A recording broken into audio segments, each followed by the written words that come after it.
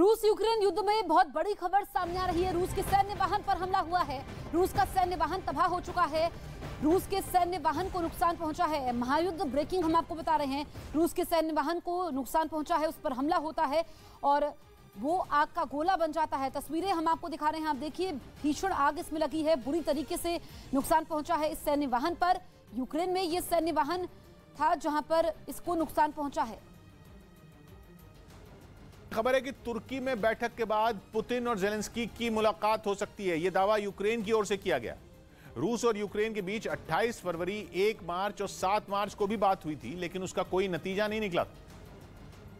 लेकिन खबर है कि चौथे दौर की बैठक के बाद दोनों देशों के बीच की दुश्मनी की बर्फ थोड़ी पिघली। इससे पहले दोनों देशों के प्रतिनिधि तुर्की पहुंचे। रूस का प्रतिनिधिमंडल विमान से इस्तांबुल पहुंचा और बातचीत के लिए रवाना हुआ। थोड़ी ही देर बाद यूक्रेन के प्रतिनिधि भी वहां पहुंचे और बातचीत के लिए रवाना हुए। जंग के बीच हुई बैठक के बाद यूक्रेन ने दावा किया कि पुतिन और जेलेंस्की की मीटिंग हो सकती है। यही नहीं, मीटिंग से पहले रूस ने सैन्य गतिविधियां कम करने का ऐलान कर सबको चौंका दिया, जिसके मायने ये निकाले गए कि रूस अपना रुख थोड़ा नर्म कर रहा है। और बैठक के बाद आई खबरों से भी ये संकेत मिले कि रूस के तेवर नर्म पड़े हैं। कहा जा रहा है कि युद्ध विराम के ड्राफ्ट में रूस की 3 बड़ी मांगों का जिक्र ही नहीं है, जिसके बाद अटकलें लगी कि रूस शायद अपनी कुछ मांगों से पीछे हटने पर सहमत हो गया है।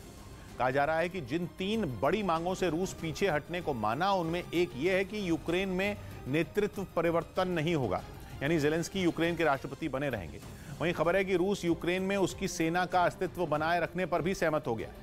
इसके अलावा यह भी खबर है कि ड्राफ्ट में यूक्रेन में रूस की भाषा को कानूनी सुरक्षा देने का कोई जिक्र नहीं है। कहा जा रहा है कि बैठक में यह भी तय हुआ कि जो बातचीत होगी उसके गारंटर देश अमेरिका, फ्रांस, तुर्की और जर्मनी जैसे देश हो सकते हैं। इस बीच बैठक के बाद शांति की ओर बढ़ने का संकेत देने वाली कुछ तस्वीरें भी सामने आई। रूस ने कहा था कि वो कुछ इलाकों से सैन्य गतिविधियां कम करेगा, जिनमें कीव और चर्निव जैसे इलाके शामिल हैं।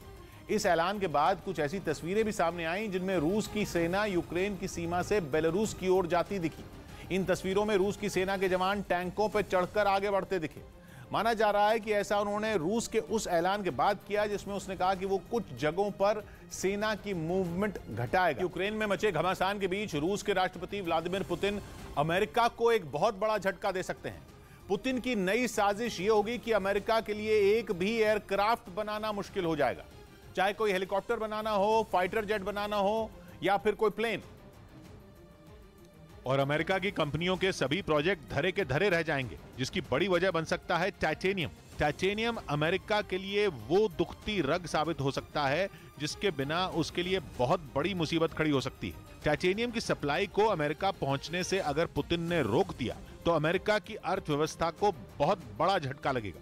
अमेरिका की कंपनियों को टाइटेनियम की सप्लाई करने वाली कुछ कंपनियां पहले भी इसका जिक्र कर चुकी हैं। दावा है कि विमानों को केवल बनाने के लिए ही नहीं, बल्कि उनके रखरखाव के लिए भी टाइटेनियम की जरूरत पड़ती है। मतलब टाइटेनियम नहीं मिला तो प्लेन नहीं बनेंगे और बने हुए विमानों का हवा में उड़ना भी मुश्किल हो सकता है। इसीलिए कहा जा रहा है कि अगर पुतिन की चाल कामयाब हुई तो अमेरिका की बंद मुट्ठी से भी प्लेन गायब हो सकते हैं, क्योंकि कच्चे तेल की ही तरह टाइटेनियम का भी रूस में एक बड़ा भंडार है। टाइटेनियम एक धातु है जो प्राकृतिक तौर पर जमीन के अंदर मिलती है, जैसे सोना या हीरा। ऐसे ही टाइटेनियम भी। लेकिन टाइटेनियम की खासियत यह है कि यह हल्का होता है, तापमान को नियंत्रित रखता है और काफी मजबूत भी होता है। इसलिए इसका इस्तेमाल किसी भी तरह के प्लेन बनाने में खास तौर पर किया जाता है। कई बार टाइटेनियम का विकल्प खोजने की कोशिश हुई है, अलग अलग धातुओं को इस्तेमाल करके देखा गया है, लेकिन अब तक टाइटेनियम का कोई विकल्प नहीं मिला। सबसे ज्यादा टाइटेनियम का उत्पादन चीन में होता है।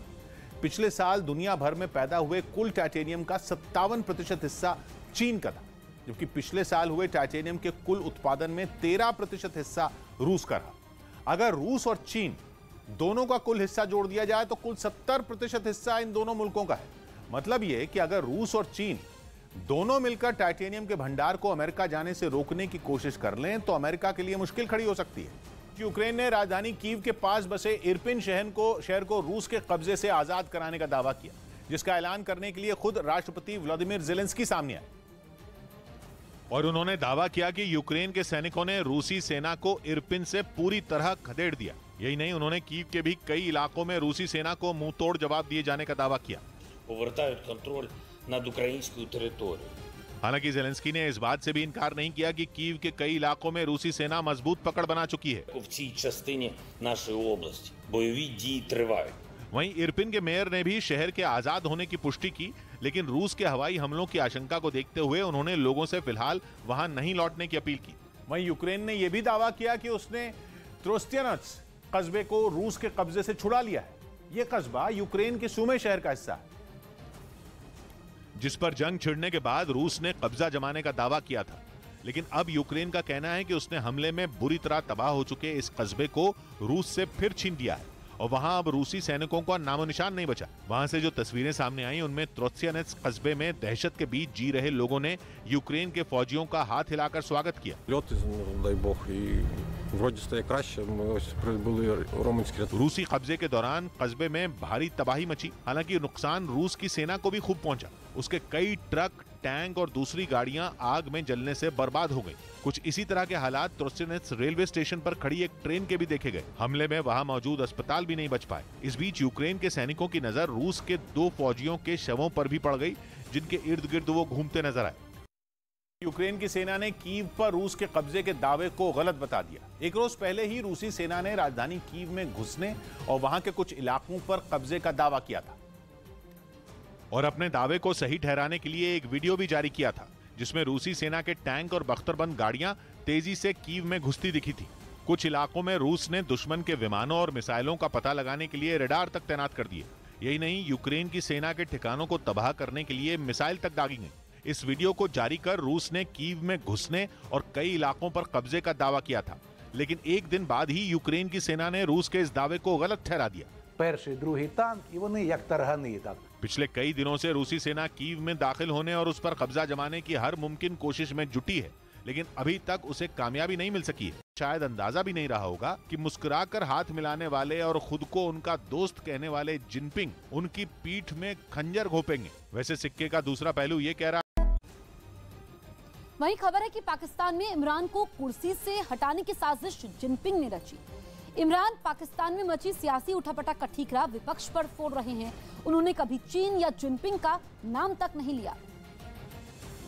लेकिन खबर है कि इमरान जिनपिंग की आंखों में खटक रहे थे, इसलिए उन्होंने पर्दे के पीछे से इमरान की कुर्सी छीनने का षड्यंत्र रचा। ये तो किसी से नहीं छिपा कि पाकिस्तान चीन की भीख पर जिंदा है। कहा जा रहा है कि फरवरी में इमरान खान जब जिनपिंग से मिले थे तो उन्होंने उनके आगे पैसों के लिए हाथ फैला दिए थे। यही नहीं, 2 दिन पहले हुई इस्लामाबाद की रैली में भी उन्होंने चीन की तारीफों के पुल बांधे थे कि पिछले 30 साल में चाइना ने 70 करोड़ लोगों को गुर्बत से निकाला।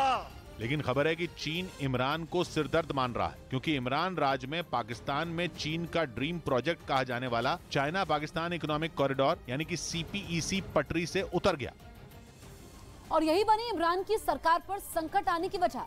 कहा जा रहा है कि जिनपिंग ने ही इमरान को हटाने की स्क्रिप्ट लिखी, जिसमें उन्होंने बड़े ही शातिर तरीके से इमरान को पता चले बिना पाकिस्तान की आर्मी और वहां की विपक्षी